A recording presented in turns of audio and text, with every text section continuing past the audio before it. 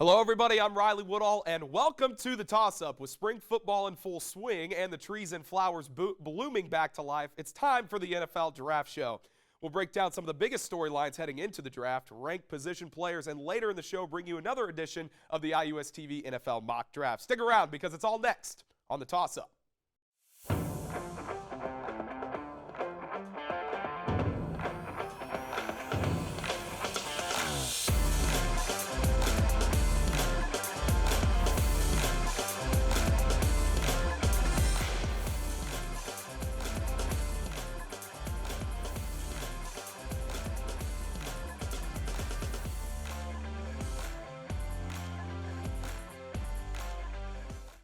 Well, on paper and in actuality, this 2024 NFL Draft is stacked to the max in every sense of the word. Quarterback after quarterback, elite pass catchers, dominant defensive players at all three levels.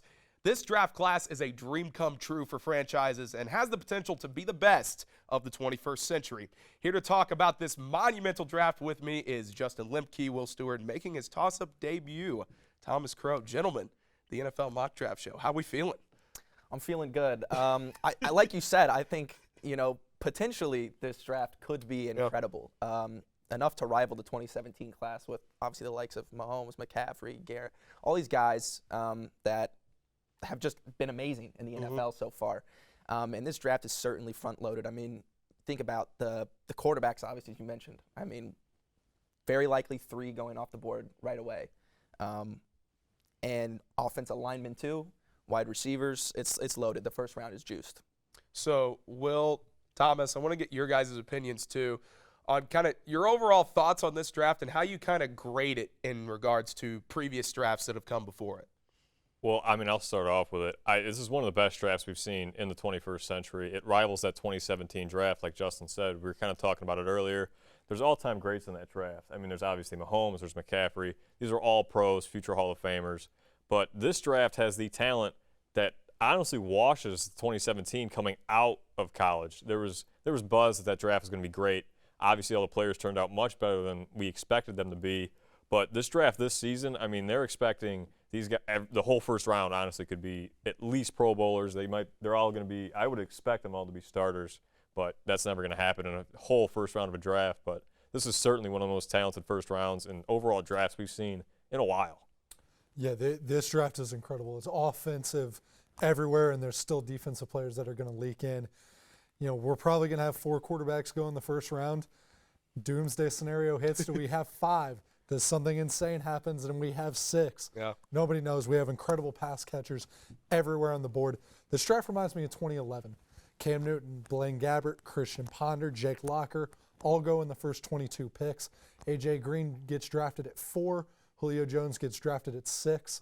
I think that's kind of what's stacking up in this draft. So we'll kind of address the elephant in the room here, and that is the generational talent coming out of USC, Caleb Williams, right? I think a lot of people would agree with us in saying that, like, he is the best quarterback in this draft, right? I mean, I think it's pretty hard to debate that. But I want to get your guys' thoughts on him. How do we feel, and what is your overall outlook on his prospect in the pros? Well, I think you just said it. He's the best quarterback we've seen prospect-wise maybe ever. He's a generational talent, and we haven't seen a guy like this, I don't know, ever. I mean, we saw that's a fair point. I forgot about Luck. Luck's probably the better prospect we've seen out of the last 20 years, right? We saw Manning, and he was great. I think Williams has more mobility, which is a lot of what quarterbacks need in today's game, right? These edge rushers only get more athletic. There's only more speed on the field. I think you need more of that athleticism than mobility. Like you said, Luck is probably the best comp we have to him coming out of college. I mean, it's another Pac-12 guy, a West Coast guy who can sling the rock really wherever he wants, make any play he really wants, like we saw he did in the last 2 years of college and even in Oklahoma when he was still under his last head coach. Yeah, I agree. I think when you look at Williams, the floor is a little hard to judge, but the ceiling, you can get pretty creative with how high you think his ceiling goes. And I think on top of that, you look at the situation he's going into, not necessarily the entire situation, but he's throwing the ball to DJ Moore and he's throwing the ball to Keenan Allen. That's a pretty good duo to throw the ball to in your first season in the NFL. Yeah. Yeah, I would tend to agree. I am worried about the Bears. They don't, I mean, look, I'm just You saying, and a lot of other people. yeah, they all right? don't have the best track record, especially not the last 10 years with quarterbacks. Sure. I know, obviously, Justin Fields came in and did not have Keenan Allen and DJ Moore. But there's something about the Bears I worry about, and there's Caleb Williams has had some bad decisions on the field more than once, in particular the Notre Dame game was a real rough one. Yeah. He's going to be playing, 45 minutes away, same weather he's going to be going into. So I don't doubt his talent. I don't doubt his skill set, but the decision-making can be off sometimes. It's a little risky, and I don't know if you can do that in the NFL. Yeah, you also got to look at it, too, of, like, can they protect him, right? Like, that's something that they're going to have to beef up the offensive line, make sure he can razzle-dazzle and be a master class like we know he can be. So, speaking of Caleb Williams and quarterbacks, Justin, we're going to our first position-specific spot. So, you've got the quarterbacks. Outside of Caleb Williams, outside of CW, who are your top 3 QBs in this draft? Yeah, well, there is kind of that consensus top 3, right? It's Williams, May, and Jaden Daniels. So I don't want to talk about that. I want to talk about the guys below that. And in that top 3, I put Bo Nix at 4. I know there's concern with the age. He's kind of old, 6-year senior going into the draft. But A lot of starts, though. A lot of starts, a lot of experience. And I don't think you can underrate that. I think it matters, but I get the age being a concern. 5, I'm going Penix. Oh, yeah. We witnessed it here in Bloomington. He's special, man. The guy can move. The guy can make the throws. You watch him out there at play, and every time he launches the ball, he's giving his receivers a chance at the ball. It's not always dropped right in the bucket, but he's always giving him a chance at putting it in a good spot, and I think that'll be really valuable for an NFL team. And then last in my group, I'm going J.J. McCarthy. Yeah. I know the guy knows how to win, which means something, and he's very confident. He plays with a lot of confidence. I just don't see it. I don't trust him completely. I just don't trust him. But, the good news is whatever team gets him, they're going to have a guy that can hand the ball off really well. Yeah, oh gosh. Potentially the Jones. Vikings. Aaron I will say, Jones. too, the thing with Penix is you mentioned giving his wide receivers a chance. I would argue he gives them even better a chance. Like, the way he can leverage the ball is insane to where it goes from a 50-50 to maybe a 75-25 in favor of his wide receiver. I think maybe Miami. That's one of his underrated qualities. Miami? That would be fun. Maybe. That'd Maybe. be I'm a just lot of throwing that fun. out That there. would I'm be a just good throwing that time. out there. We'll keep moving though. Okay. We'll talk about that later. Anyway, Okay. Will, I'm going to you next with our second position-specific question. You've got pass catchers. Your top 3 pass catchers in this draft. Well, and it's similar to the quarterbacks, right? There's 1A and there's 1B, and then there's the obvious 3 in Rome Odunze, Michael Penix's favorite target. And it speaks to Penix's ability to throw the ball in the bucket. Odunze was the best contested catch receiver in college by a country mile if you look at the stats. But I'm going to look at the next 3 because, like we said, there's the 1, 2, 3. It's Marvin Harrison Jr., Neighbors, and Odunze. At 4, I've got Brock Bowers as the best pass catcher. Riley likes that pick. Great. He's great, man. He kind of finessed it with the pass catcher a bit. But Brock Bowers, he's going to be a great tight end. He looks a lot like Travis Kelce does right now. The kid can run the routes. He can catch the ball. He's an athlete. There's no doubt about it. Yes, he has the injury concern in his ankle. I mean, rolling an ankle's not that bad. It's your ankle. You'll be fine. Yeah. He's a big dude. He'll be all right. He's got the best doctors in the world, right? Georgia's best player last year by far. He's arguably the best player in the SEC. Yeah. Right? I mean, but then at 5, I'm going to go with another SEC guy, and you got Brian Thomas Jr., the counterpart to Malik Neighbors. He looked amazing. I mean, he was another contested catch guy. He was great from the line of scrimmage all the way down the field. He can make plays really anywhere you want him, inside, outside the hash. It doesn't really matter. That guy can line up anywhere, and he can go get the ball. He can be an X. He can be a slot. He's a high talented receiver. Sure, he didn't have the number 1 corner on him at all times because he was lined up with the likes of Malik Neighbors, but he's still a very talented receiver. He could be the top receiver in a different draft class, but just not this one. And then at 6, I'm going to go with out of Texas, Adonai Mitchell. He is an explosive receiver. Fastest receiver in draft combine history. That's Worthy. Worthy. That's Worthy. his teammate. Oh, well. He had this, but he be still up there still too. ran a 4.3. He He did. still Either isn't way. slow. Those Texas wide receivers were great. Texas speed is different. It was They can You always move. had some fun guys to throw the ball to. Yeah. But definitely Adonai at 6 because he's a guy who can go up and get it. I think he's a lot like Keon Coleman where he's an athlete. They call him a dunker. but he's just a little bit better in his routes. He's very loose in his hips, and his footwork is just bar none. He's a great receiver, and I think he's another first-round talent. I don't think he makes it past 32. So we'll flip it from offense to defense. Thomas, you got a little bit different of a situation here. Your top 3 defensive players in this draft, you kind of got 6, 7 guys to pick from here. Right. And I think I'm going to start in the SEC, Alabama. Terrion Arnold was a 4-star safety recruit when he went to Alabama. And now he's looking to be the first cornerback drafted in this draft. He's quick. He can mesh at the line. He reads very well in zone coverage. He doesn't waste steps on his drops. I think Terrion Arnold is going to be a day 1 starter for someone. Next, you go to Dallas Turner. Dallas Turner, the stats aren't there, but I see a little bit of Will Anderson in him. Both 6'1". Dallas is a little bit bigger, about 10 pounds bigger. Still had the 10 sacks, 17 tackles for loss. And I was actually debating 2 or 3 who I was going to go with. I went Dallas Turner at 2. The other guy I'm thinking of is Jared Verse at 3. Florida State. Verse, the beginning of the year was supposed to be a top 5 estimated draft pick. Still will probably be in the top 10 to 15, but the speed that he has, he overpowers tackles and he runs around guards.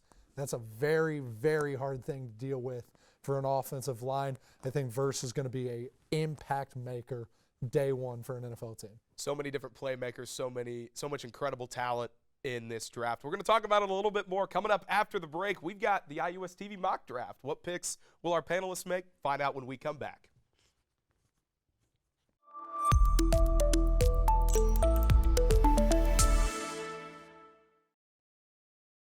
Welcome back to the NFL Draft Show, everyone. It's time for our mock draft. Here's how it will work. Since these guys and myself could debate and talk about it for hours, we're only going to go to the first 15 picks. Justin will start, followed by Will, then Thomas, and finally myself. This pattern will repeat until we get to 15. The panelists will have 4 picks. I will have 3. Justin and the Chicago Bears are on the clock. Here we go. Well, this is not going to come as any surprise, guys. I am going with Caleb Williams out of USC to the Chicago Bears. Shocker. Obviously, they need I'm blown away. Don't think I need to say any more on that. I'll toss it to you now. All right, Will, you're up with Washington. I know there's a little bit of debate between May and Daniels. I'm going to go May. He's a pro-ready guy. He's a little bit younger, and he's got a little bit more size to him, a little less injury concern.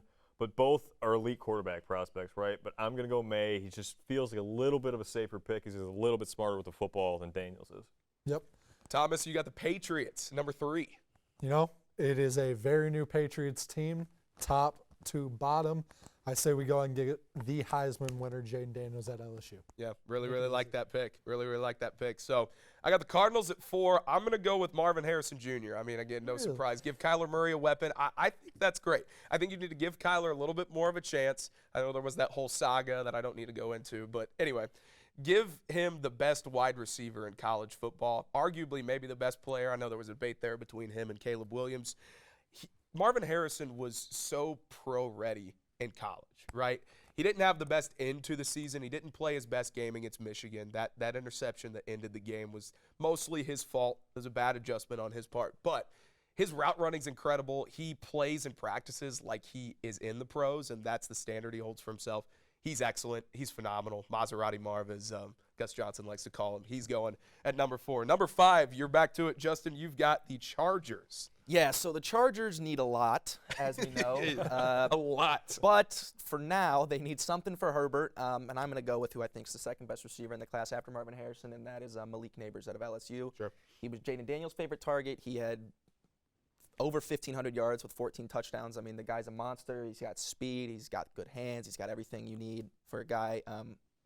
Got to give Herbert a chance. I mean, he's got to throw to somebody. So he's got to throw the ball to somebody. So we'll start there. Pick number 6, Will, the Giants. In an offense that was questionable at best last season, lost a weapon in Saquon. They need somebody else to give the ball to. Granted, Daniel Jones is throwing the football, but somebody's got to throw it, right? And they already have a great O-line. Their defense is stacked beyond belief, which is a great thing for them. But I'm going to have to go with Washington's receiver, Rome Odunze, because they need somebody else to get the ball to.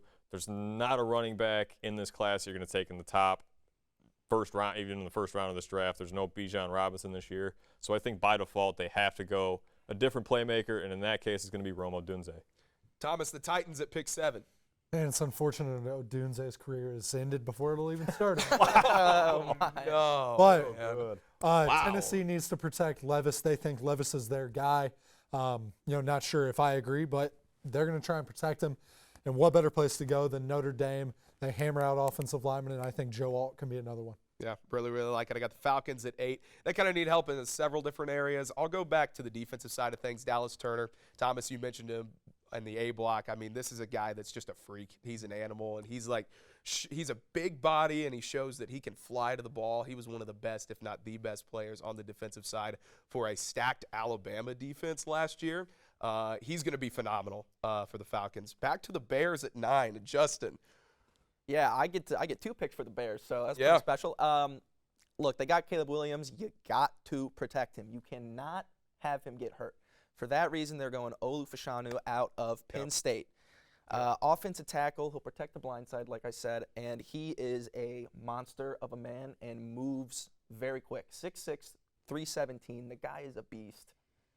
And what better the guy to have his blind side? Yeah, and he came back and refined his skills last year and is even more pro-ready heading into this one. One of the best offensive linemen in the draft. Will, you're back up with the Jets. So the Jets already have a great defense. This is kind of like I'm just doing the Jets thing or the Giants thing again. It's weird. Both New York teams have a great defense. They both have a great O-line, a young O-line, except they have a much better quarterback, but he still needs weapons. But this time it's not going to go receiver. I'm going to go Brock Bowers, the tight end out of Georgia, arguably one of the best players in college football and in the SEC, and it's hard to stand out in the SEC. Brock Bowers does it well. He does everything well. I talked about him earlier. He's one of the best pass catchers in this draft. And I think he ends up getting thrown to by Aaron Rodgers, so I don't think he's going to complain one bit, unlike Rome Odunze might. Exactly. No, absolutely. Exactly. You got the Vikings at 11, Thomas. Well, here we are. This is where we were. I was wondering if we were going to be sitting in this spot. You have Jared Goff in your division. You have now Caleb Williams in your division. You have budding star Jordan Love in your division. Let's go get a winner out of Michigan, J.J. McCarthy is going to be throwing for the Minnesota Vikings. I love that. And no, he is very good at handing off the ball. Don't judge the talent yet, man. All right, I'm going to go back-to-back quarterbacks with this one. The Broncos, Bo Nix. I think he really fits Sean Payton's style very well. I called him Drew Brees 2.0 outside. I mean, you can't make that comparison yet because we haven't seen what he's done, but I think the reason that Russell didn't work out is because Russell liked to hold the ball a lot, create a lot of motion, and then scramble. He liked to do a lot of running. Bo Nix is very cerebral with his passing. He had the quickest release of any quarterback in college football last year. That's exactly what Sean Payton wants, that point guard type of quarterback, two, three steps back, out quickly. That's exactly what the Broncos need, and I think Bo Nix is going to thrive with the Broncos. Back to Justin with the Raiders. Yeah, so the Raiders are an interesting one in this spot. I think it's too early to go grab a quarterback. I think you'd be reaching with what's out there. So for that reason, they'll protect their future quarterback by I'm going another lineman. I'm going J.C. Latham from Alabama. He's another guy like Olu, man. I mean, he's built 6'6" again, plus 300. The guy is huge. He's built like a guard, but moves like a tackle. I mean, that's hard to underrate. I think that's really valuable. Will, the Saints at pick 14. The Saints need a lot, right? And they could really go anywhere with this, but I think what they need to address the most at the moment is O-line. They tried to hit on it last year with Trevor Penning out of Northern Iowa. It didn't work out too well. He wasn't versatile enough, just wasn't ready for NFL defenses. But meanwhile, I think they go get a guy out of Washington, Trey Fontanu. He's a very versatile lineman. He was the best lineman in the Pac-12. He was an All-American this past season. He's got an awards list that's as long as your laundry list. And this guy's just, he can move move like a guard, and he's built like a tackle. He's 6'4", like 300 some odd pounds. He's just a huge dude. He could play inside. He can play tackle. He can do whatever the Saints need to do, and he can block really anyone he really wants to, and he can play either side of the ball. He's going to be great for whatever quarterback that the Saints end up throwing back there, which I would expect to be Derek Carr, but who knows with that roster they got down there in New Orleans. Thomas, you got the last pick in our mock draft here. It's Justin's team, the Colts. That makes me and Justin good friends then. My Indianapolis Colts as well.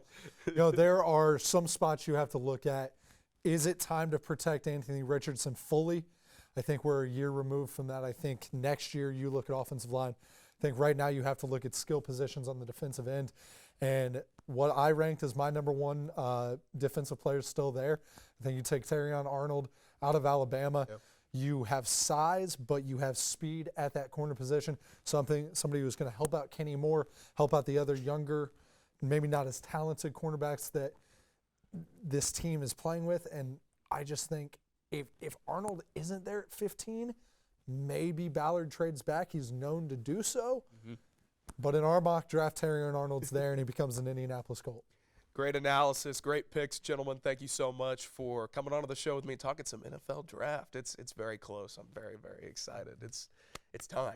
About that time. I'm ready for Play Terrion Arnold. music. I'm ready for Terrion J.J. Arnold. McCarthy, Oh, remember that. oh, Also, no. Mike No. Sanders still out of Michigan. Diamond in the rough guy. Keep that in mind. I don't even know if that's in the rough. That's just a diamond, to be honest. It is a diamond. Diamond sitting out. Well, that's going to do it for us in the studio this week. Be sure to continue the discussion and follow us on Instagram and Twitter at IUSTV Sports. And give our Toss Up socials a follow at the Toss Up 23 and the Toss Up IU on Instagram and Twitter, respectively. As always, be sure to toss it up, find out if we'll catch it, and we'll see you next week for the final show of the semester. God bless.